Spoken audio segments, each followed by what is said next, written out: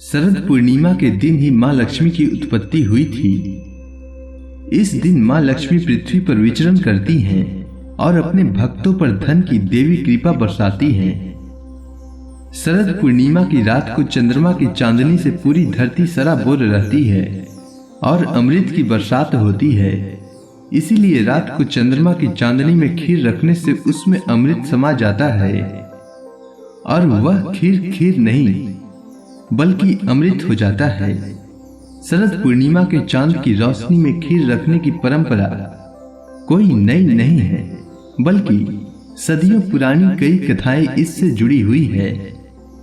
उन्हीं में से एक कथा महाभारत काल से भी जुड़ी हुई है, जो भारत के कई क्षेत्रों में सुनाई जाती है। तो आइए सुनते हैं शरद पूर्णिमा की कथा। महाभारत काल की बात है। एक बार मथुरा का राजा कंस ने भगवान कृष्ण को युद्ध करने के लिए आमंत्रित किया तथा उनसे युद्ध न करने पर भगवान कृष्ण के माता देवकी तथा पिता वासुदेव को मारने तक की धमकी दे डाली।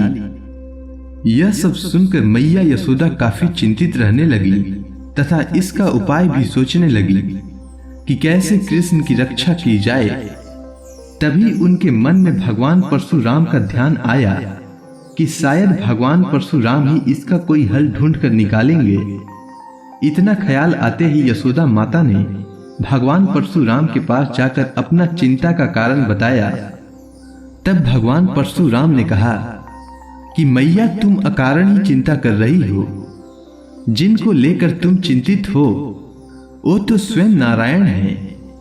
भला इनकी कौन बाल बांका कर सकता है। फिर भी तुम एक माता हो, इसीलिए चिंता करना वाजिब है। इसीलिए तुम पूर्णिमा का व्रत करो और इस दिन माता लक्ष्मी तथा भगवान विष्णु का पूजा विधि विधान से करो।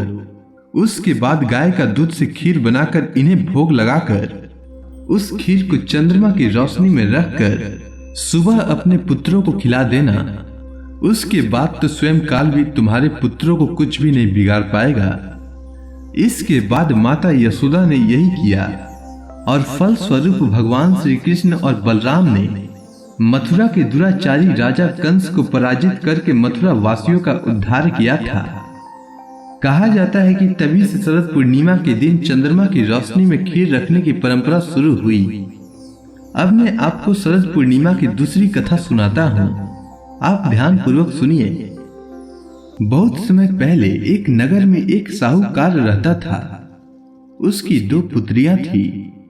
दोनों पुत्री पूर्णिमा को उपवास रखती थी, लेकिन छोटी पुत्री हमेशा उस उपवास को अधूरा रखती थी और दूसरी हमेशा पूरी लगन और श्रद्धा के साथ पूरे व्रत का पालन करती थी।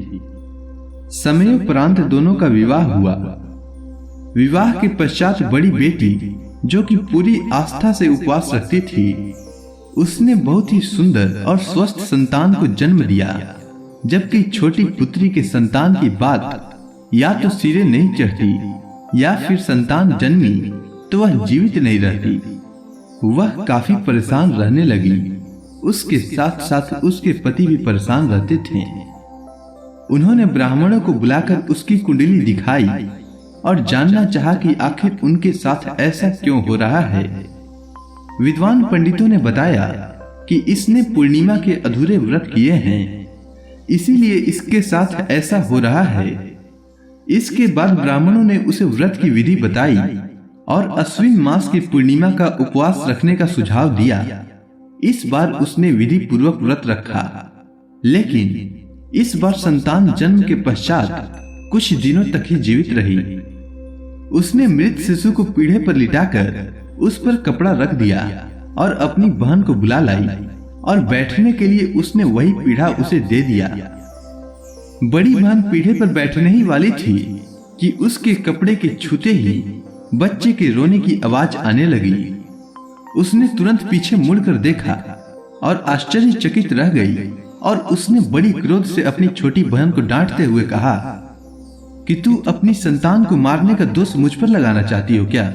अगर इसे कुछ हो जाता तो? तब उसकी छोटी बहन ने कहा कि यह तो पहले से ही मरा हुआ था। आपके प्रताप से ही यह पुनः जीवित हुआ है। बस फिर क्या था। पूर्णिमा व्रत की शक्ति का महत्व पूरे नगर में फैल गया और तभी से पूर्णिमा का व्रत विधि विधान से होने लगा। जिस प्रकार मां लक्ष्मी और श्री हरि ने साहूकार की बेटी की कामना पूर्ण कर सौभाग्य प्रदान किया, वैसे ही अपने अन्य भक्तों पर भी कृपा करें। तो बोलिए श्री लक्ष्मी नारायण भगवान की जय।